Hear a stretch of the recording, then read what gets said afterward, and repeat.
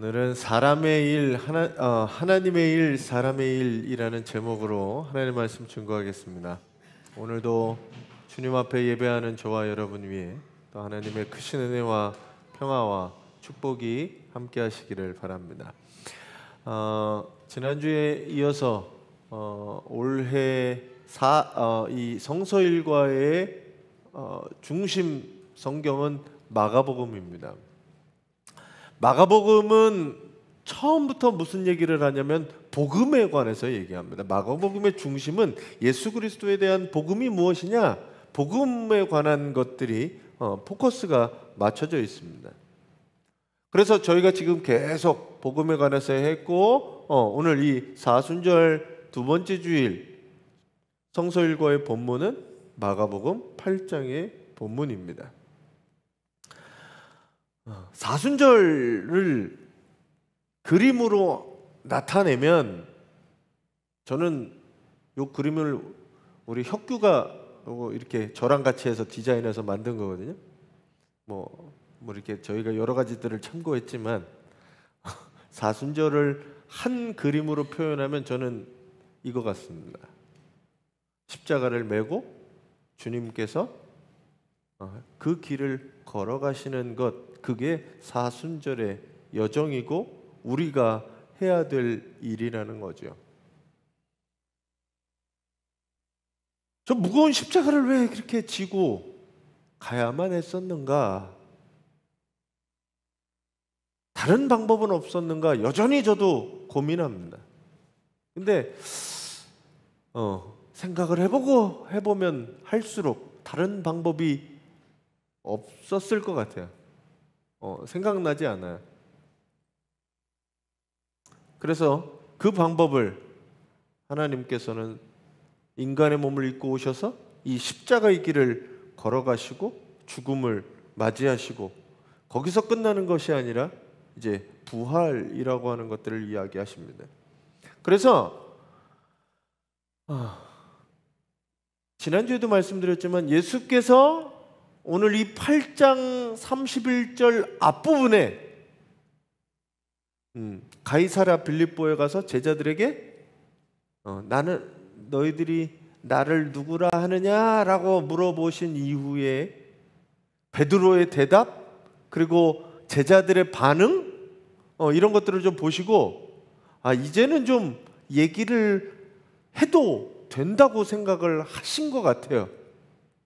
그리고 시간이 많이 남아있지 않으니 이렇게 31절에 예수님의 생각을 하시고 이야기합니다. 같이 한번 읽어주세요. 이건 세 번역입니다.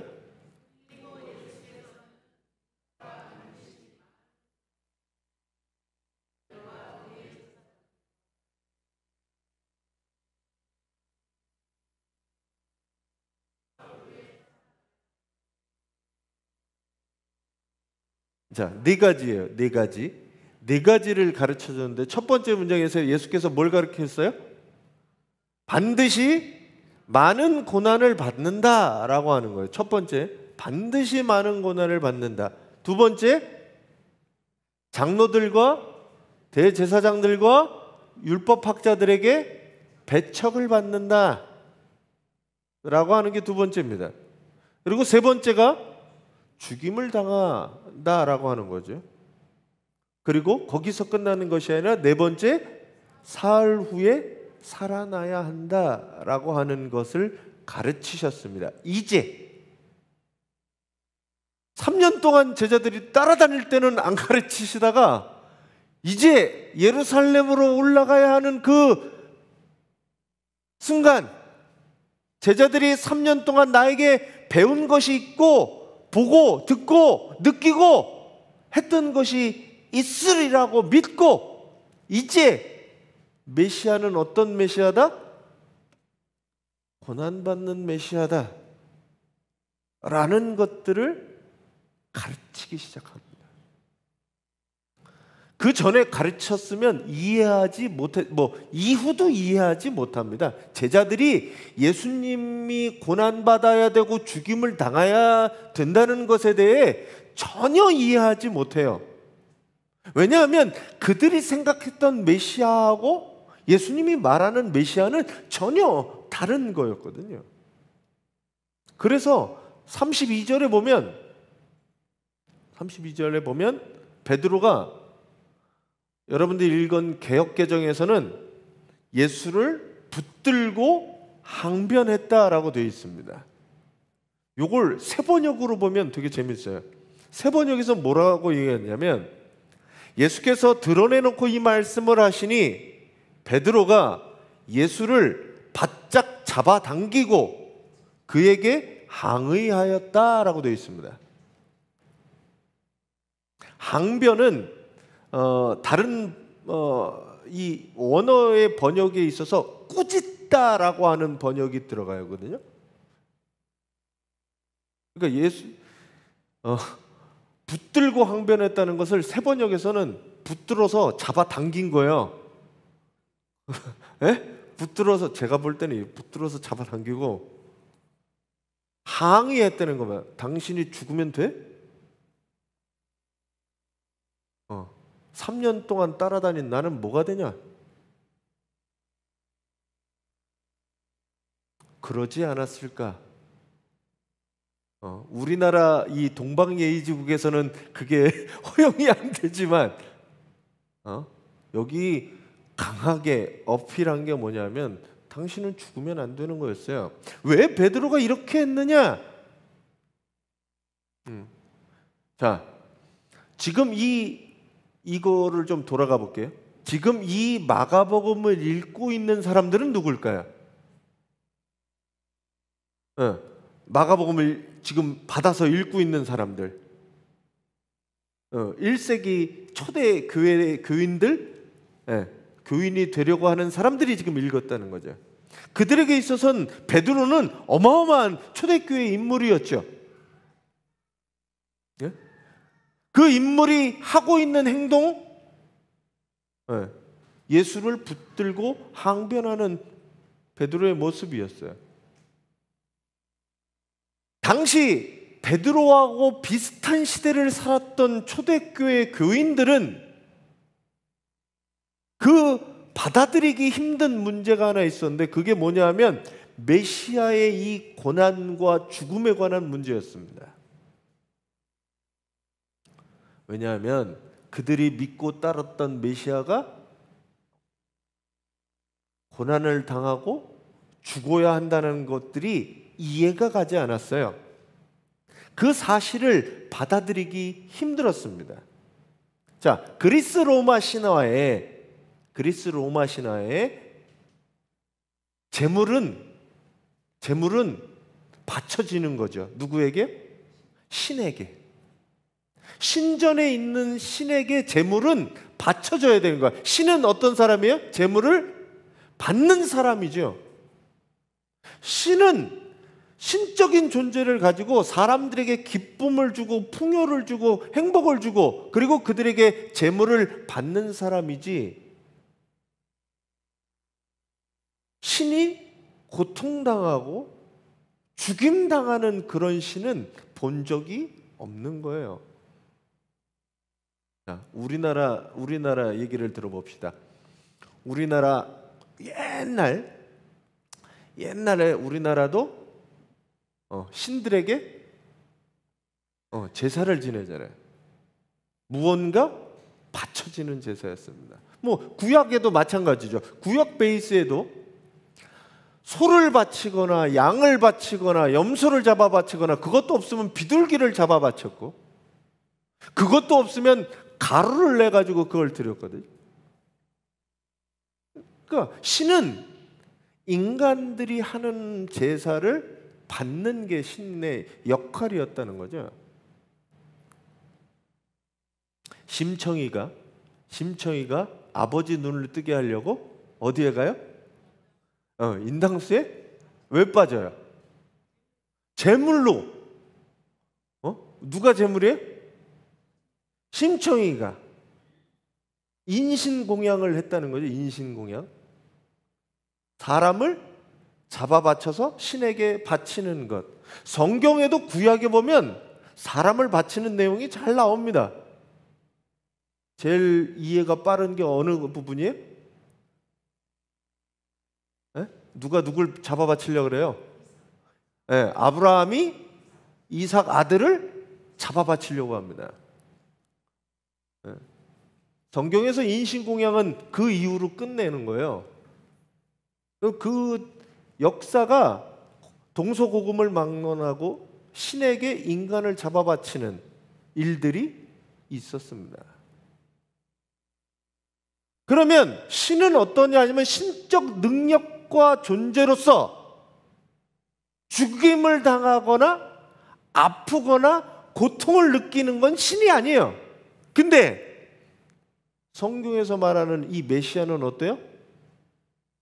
예수님이 지금 이야기하는 당신이 하나님의 아들이라고 고백하고 당신이 신적 존재임을 고백했는데 그 고백이 그 그리스도는 많은 사람에게 고난을 받고 배척을 받고 죽임을 당하는 그런 메시아고 그리스도라고 하는 겁니다. 이해가 되지 않는 거예요. 더군다나 유대인에게 있어서 구약 성경에 보면 나무에 달린 자는 하나님께 뭘 받은 자라고 표현되냐면 저주받은 사람이다라고 돼요. 나무에 다는 방법이 여러 가지가 있었는데 하여튼 십자가도 나무에 달리는 거였으니까. 그럼 예수 그리스도는 구약 성경에 보면 어떤 사람이에요? 저주받은 사람이다라는 거예요. 그러니 내가 믿는 구원자, 내가 믿는 메시아, 나를 살리고 나를 구원해 줄 그분이 권력과 모든 걸 가지고 나를 살려야 되는데 죽는다니요. 그분이 고난을 받다니요. 그 정도의 능력도 없으신 분이 어떻게 나를 구원해 줍니까? 믿을 수가 없는 거지요. 당시 십자가가 구원을 상징하고 구원의 길이라고 믿는 사람은 아무도 없었습니다. 아무도 그렇게 생각하지 않았어요. 유대인들이 기다렸던 메시아는 다윗보다 능력이 많은 메시아였습니다. 이스라엘이 가장 큰 땅덩어리를 갖고 있었을 때가 다윗 솔로몬 시대였습니다. 그때가 굉장히 부국강병했죠. 뭐 성전에 막 황금으로 막 이것저것 바른 거를 보면 솔로몬 시대 때 그런 걸 보면 가장 왕성했던 때가 그 시대였습니다. 근데 그들이 기다렸던 메시아, 지금 로마의 치하에서 바벨론, 아수르의 포로 기간을 거쳐서 지금 로마의 식민지로 있는 그들에게 구원이라고 하는 메시아라고 하는 사람은 다윗보다 더 뛰어나서 저 로마의 군인들을 다 몰아내고 이스라엘의 평안, 이스라엘의 가장 큰 왕국, 그거를 우리에게 선사하는 분이 메시아라고 믿고 있었죠. 베드로 그리고 안드레, 요한, 이 사람들이 예수님을 따랐던 이유는 어떻게 보면 저분이 메시아이고 그분이 어느 정도 이제 왕자에 오르시면 그를 따라다녔던 나도 최소한 한 왕국은 다스리지 않겠는가? 그렇게 생각했는지 모르겠습니다. 나중에 보면 지들끼리 싸우잖아요. 내가 더 높다. 죽는 길인지도 모르고 그렇게 싸우죠. 유대인들이 기다렸던 메시아는 초능력적인 능력을 가진, 나라를 평화롭게 만들고 주변 나라들을 정복하고 부국하고 강병한 나라를 만드는 것이 그들이 생각했던 메시아인지 모르겠습니다. 근데 그 메시아가 죽는다고 하니 얼마나 베드로가 보면 당황했겠어요. 아니, 내가 그분을 믿고 그분이 정말 메시아 같아서 집도 버리고 부모도 버리고 자식도 버리고, 뭐 자식이 있었는지 모르겠습니다. 베드로가 부인은 있었던 것 같아요. 장모님 열병 뭐 이렇게 얘기하는 거 보니까 부인도 버리고 그리고 예수를 쫓았거든요. 3년 동안 쫓아다니면서 그러고 다녔는데 지금 와서 하는 얘기가 당신 죽는다고? 당신이 고난받고 죽어야 이게 끝나면 나는 뭐냐? 내가 지금까지 고생한 나는 뭐냐? 이 생각을 베드로도 했겠지만 초대교회 교인들도 그 베이스에 있어서 생각, 가치관의 이것들이 바뀌기 쉽지 않았다는 거죠. 그게 하나의 난제였고 문제였습니다. 자, 마가는 그 초대교회 베드로의 이야기를 통해서 오늘 읽고 있는 초대교회 교인들에게 이야기하고 싶은 이야기들을 하는데, 그게 뭐냐 하면 이거예요. 베드로에게 있었던 일들을 통해 초대교회한테 얘기하고 싶은 것은 하나님의 일이냐 사람의 일이냐라고 하는 겁니다. 오늘 붙들고 항변하는 베드로를 항의하는 베드로, 바짝 잡아당겨갖고 멱살이 잡혔는지 모르겠어요. 그런 베드로를 예수님이 곧 33절에 이렇게 세 번역은 말하고 있습니다. 같이 한번 읽어주세요.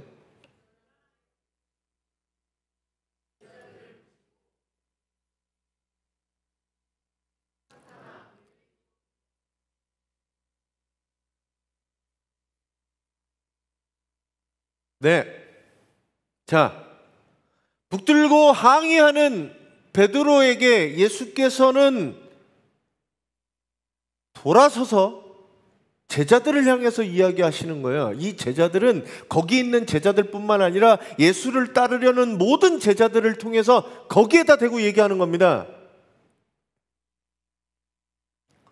사탄아, 내 뒤로 물러가라고 베드로를 향해 꾸짖는 거예요. 그리고 얘기하시는 게 하나님의 일을 생각하지 않고 사람의 일을 생각한다는 겁니다. 이게 사실은 중요한 거죠. 우리들이 먼저 생각해야 될 게 무엇인가? 라는 겁니다. 하나님의 일인가? 사람의 일인가?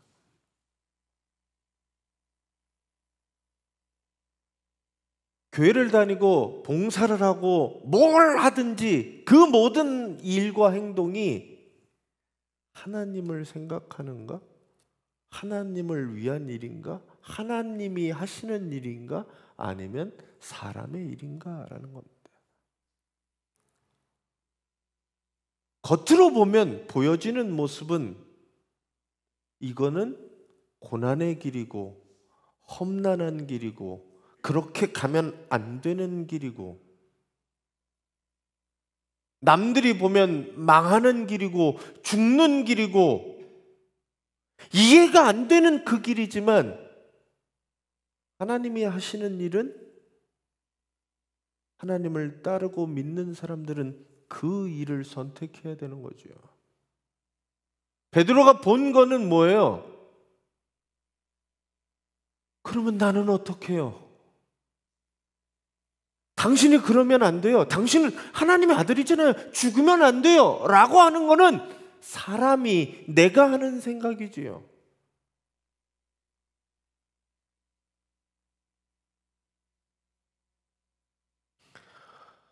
성공하고 부유하고 대중의 인기와 명예를 얻는다고 하고 얻었다고 해서 그게 하나님의 일은 아니라는 겁니다.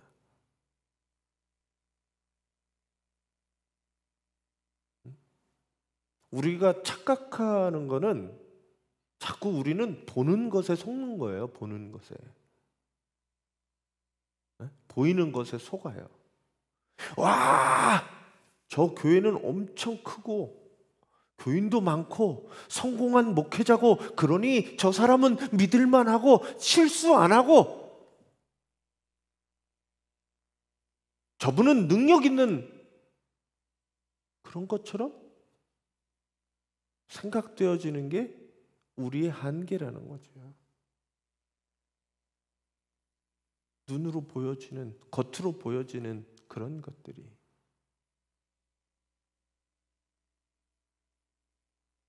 내가 좋고, 에? 내가 잘 되고, 그래야 하나님이 나한테 축복해 준 거고, 그게 하나님의 일이고, 하나님의 축복받은 사람으로서 살아가는 거라고 생각하는 것, 그게 우리가 하는 거예요. 근데 그걸 가지고 예수님은 뭐라고 얘기하냐면 사탄이라고 얘기합니다. 사탄아.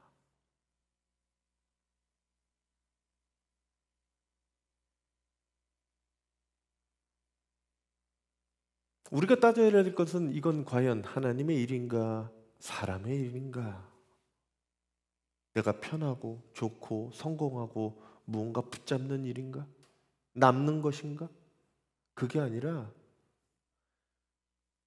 이 길이 힘들고 어렵고 험난하고 내가 볼 때는 전혀 이해가 되지 않는 그 길이라도 하나님이 원하시고 이끄시는 길이라면 그 길로 우리는 걸어가야 됩니다. 전 여러분들이 이 사순절을 살아가면서 나의 편안함, 나의 안락함, 나의 부유함, 내 욕심과 내 것들을 채우는 것보다는 하나님의 일로 하나님의 일을 해나가는 성도님들이 되시기 바랍니다. 예수님을 왜 믿어요? 라고 하면 이 땅에서 잘 먹고 잘 살고 이 땅에서 평안하고 부자로 살기 위해서 예수 믿어요? 라고 하는 사람은 교회를 나가시면 됩니다. 교회는 그런 것이 아니에요. 예수를 믿는다는 게 세상에서 잘 먹고 잘 살고 높은 자리에 올라가라고 예수를 믿는 건 아닙니다. 예수님도 이야기하시지만 그 길은 고난의 길이고 험난한 길이고, 그것보다 더 앞서는 것은 하나님이 택하시고 일하는 길입니다. 순서가 바뀌면 안 돼요. 하나님이 택하시고 하시는 일에 내가 축복받아서 잘 살아가고 평안하게 살고 하나님의 주시는 성공으로 사는 거랑 평안과 축복을 바라보고 하나님을 내가 내 마음대로 쓰는 거랑은 전혀 다른 삶입니다. 예수께서 얘기하시는 것은 하나님의 일을 생각하고 그렇게 살아가는 거예요. 그래서 다른 데서는 먼저 그의 나라와 그의 의를 구하라 라고 말씀합니다. 전 여러분들이 사순절 기간 무엇을 선택하거나 판단하실 때 과연 이게 하나님의 일인가? 나 좋자고 하는 일인가? 돌아보시고 선택하는, 하나님의 일을 선택하는 여러분들이 되시기 바랍니다. 그러고 얘기하시는 게 뭐냐면, 그러고 얘기하시는 게 이 그림이 이따 보여드릴게요. 같이 한번 읽어주세요.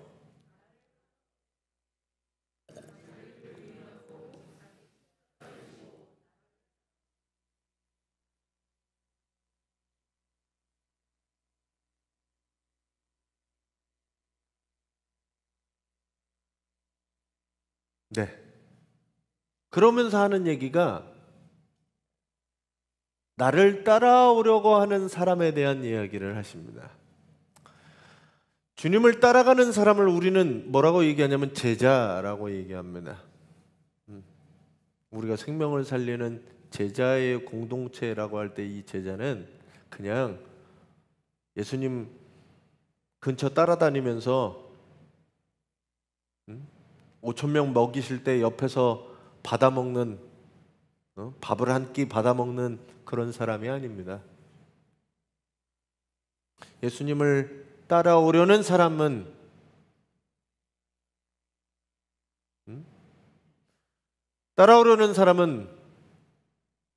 예수님이 이야기하시는 것은 자기를 부인하고 자기 십자가를 지고 따라와라 라고 얘기합니다. 여기 어떠한 조건이나 상황을 부여하지 않습니다. 십자가 앞에서, 십자가 밑에 우리에게 어떤 조건을 내세우진 않습니다. 단순히 주님께서 하신 얘기는 따라오려면 어떻게 따라와야 되느냐? 자기를 부인하고 자기 십자가를 지고 따라오라고 얘기합니다. 예수님이 예수님의 십자가를 여러분들에게 지우려고 하는 게 아니에요.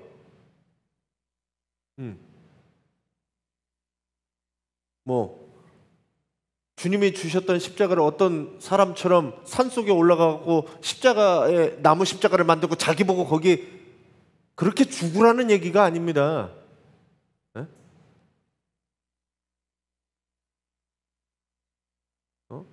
여기 무슨 못자국을 내가 만들고 그렇게 고통당하라는 얘기가 아니에요.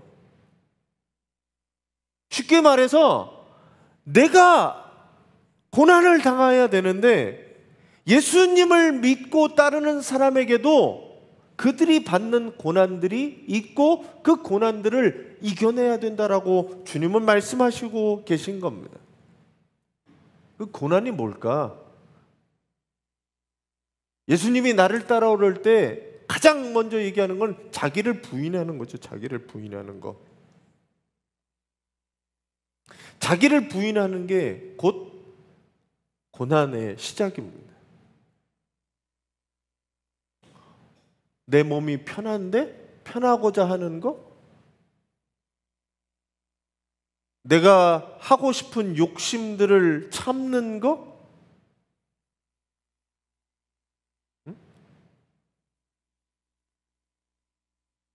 내가 사랑할 수 없는 것들에 대해 내가 사랑해야 하는 거? 그게 고난입니다. 다른 게 고난이 아니에요.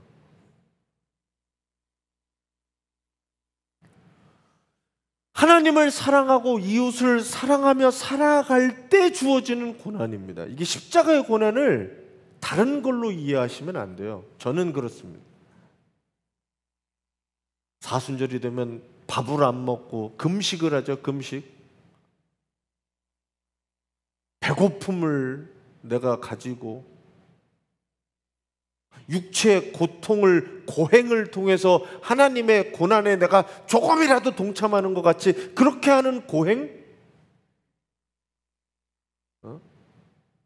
중세 교회처럼 성전 계단을 무릎으로 올라가고 그런 고행이 필요한 게 아니라는 거예요. 그런 고난을 여러분들에게 주고 싶지 않아요. 그 고난이 아닌 거예요. 육체의 고난이 아니라 사랑하면서 살아가야 되는데 내가 그 사랑을 온전하게 사랑하지 못하는 것으로부터 찾아오는 고난, 그걸 따라가는 게 십자가의 고난에 동참하는 겁니다. 예수 그리스도께서 왜 십자가를 지셨겠어요? 왜 그 고난을 감내하셨겠어요? 본인이 사랑하던 사람들, 그들을 사랑으로 품고 가기 위해서 가슴으로 안고 가니까 그 고난을 짊어지신 거죠. 세상의 권력과 물질은 눈에 잘 보입니다. 대통령이 가지고 있는 권력들,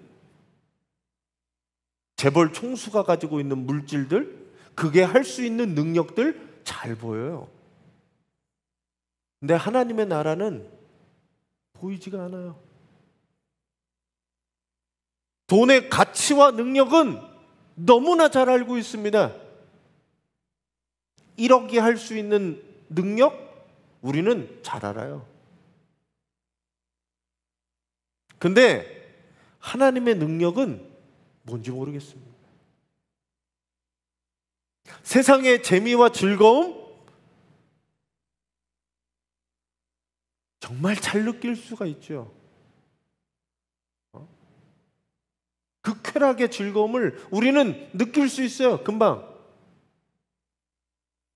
하지만 살아계신 하나님께서 우리와 함께 하시고 우리를 사랑하신다고 하는 그런 느낌은 도무지 느껴지지 않죠. 그럼에도 불구하고 여전히 우리를 사랑하시고 우리를 품어주시고 우리와 함께 하신다는 것을 믿음으로 바라보는 사람은 하나님을 보게 되고 듣게 되고 느끼게 되고 만질 수 있다는 이야기입니다.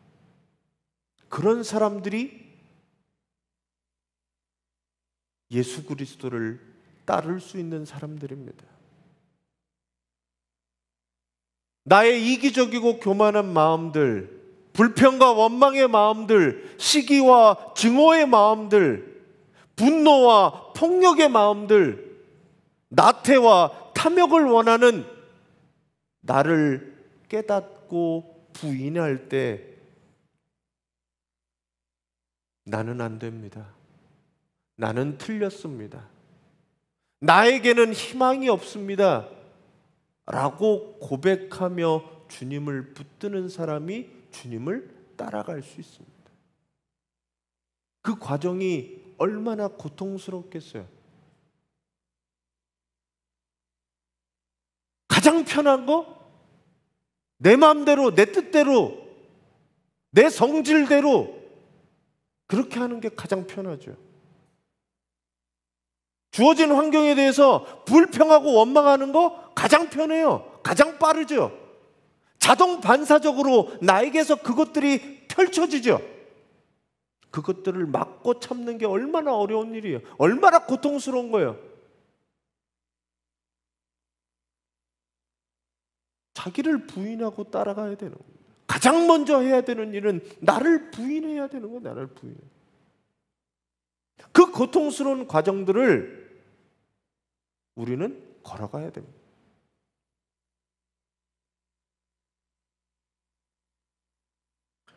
그리고 뭐라고 얘기해요? 그리고 자기의 십자가를 지고 살아가라. 저는 여기서 말하는 자기의 십자가를 묵상을 했어요. 내가 가지고 있는 십자가가 뭘까? 주님이 말하는 이 십자가라고 표현한 게 뭘까? 자기 십자가를, 이게 남의 십자가가 아니에요. 내 십자가가 내가 지고 가야 될 사명이라고 이야기하시는 분들도 있고, 그럼 그 사명이 뭘까? 라고 묵상할 때 그 사명은 내가 사랑해야 하는 모든 것, 저는 결론이 그렇더라고요. 그게 내 십자가다. 내가 사랑해야 될 모든 것.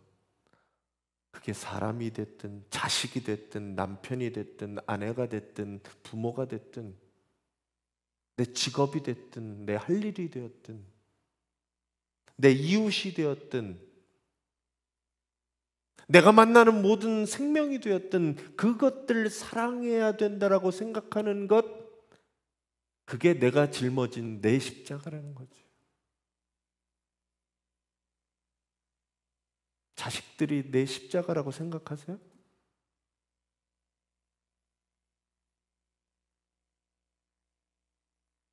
내 일이 내 십자가라고 생각하세요? 나에게 주어진 그 무거운 짐들, 그거 짊어져야 돼요. 이거를 지지 않는 사람, 자기를 부인하지 않는 사람은 주님을 따르지 않는 사람인 겁니다. 이 제자도는 그래서 우리에게 굉장히 중요합니다. 교회를 아무리 열심히 다니고 직분을 받고 해봐야 주님을 따르는 제자가 아니라 무리 중에 한 사람인 거예요.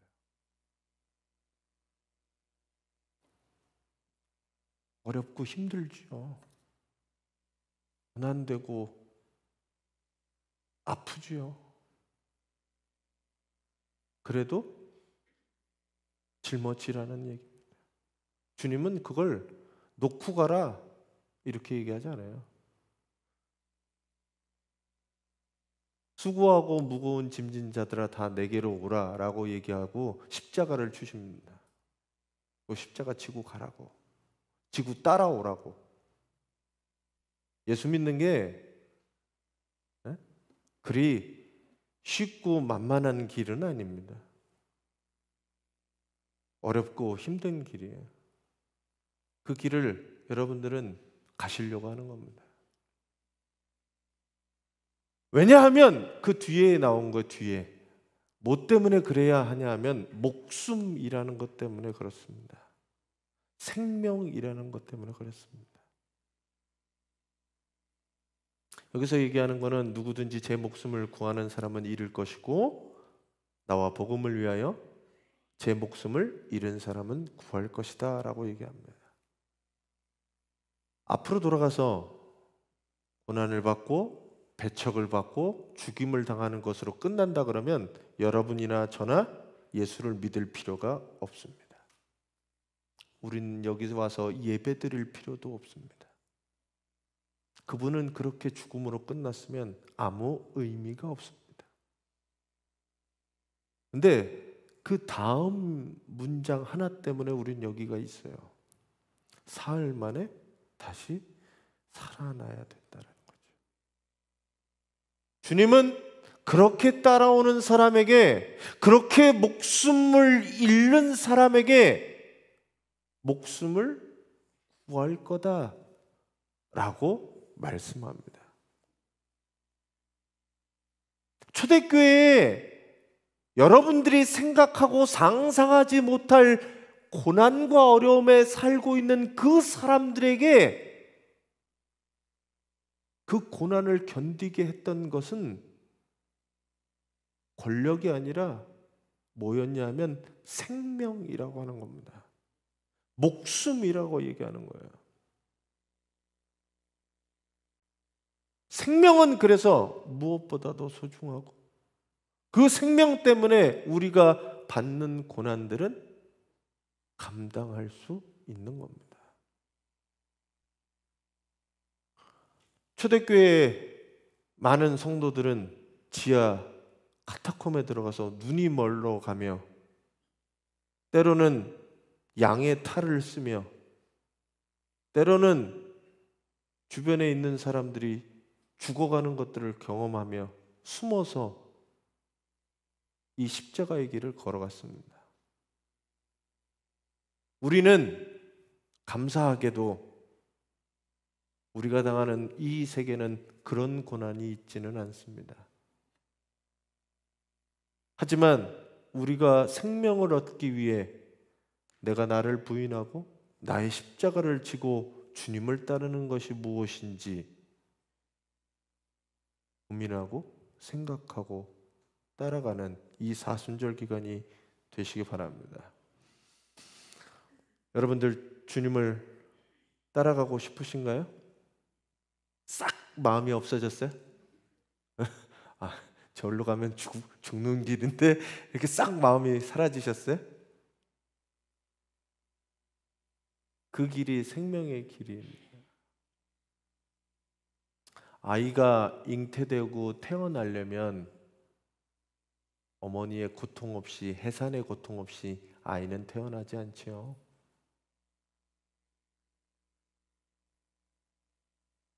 여리고 작고 아무것도 아닌 것 같지만 생명이라고 하는 것은 죽어 있는 것을 넘어서게 됩니다. 우리 교회 수선화가 피기 시작했어요. 한번 보세요. 수선화 그 여린 잎이 얼어있는 땅덩어리를, 그리고 자기를 덮고 있는 낙엽들을 뚫고 나옵니다. 돌로 치면 다 잘라지고 부서질 만큼 여린 건데 그걸 뚫고 나와요. 그게 생명입니다. 주님께서 우리에게 생명을 주시는데 어떤 사람에게 생명을 주시냐면 자기를 부인하고 자기 십자가를 지고 따르는 사람들에게 오늘 이 생명에 대한 약속을 하셨습니다. 이걸 요한복음은 영생이라고 표현합니다. 영원한 생명, 참 생명을 주시는 주님의 약속을 굳게 믿고 따르는 사람이 예수의 제자입니다. 십자가는 분명히 두려운 것이고 고통스러운 것이고 가능하면 피하고 싶은 것입니다. 근데 우리가 기억해야 될 것은 십자가는 십자가로 끝이 아니라 부활을 향한 과정입니다. 꼭 겪어야 할 과정입니다. 그러면 우리가 겪는 이 고난은 부활의 생명을 준비하고 예비하는 것이 됩니다. 생명이 다가오고 있습니다. 얼어있는 추위와 땅을 뚫고 생명들이 솟아나듯이 여러분들이 그 어떤 어려움과 고난, 어려움, 두려움이 있을지라도 자기를 부인하고 자기 십자가를 지고 끝까지 주님을 따름으로 부활의 생명을 얻으시는 우리 새로운 교회 성도들이 되시기를 간절히 바랍니다. 우리 같이 말씀 의지하면서 같이 기도하겠습니다. 같이 한번 읽어주세요.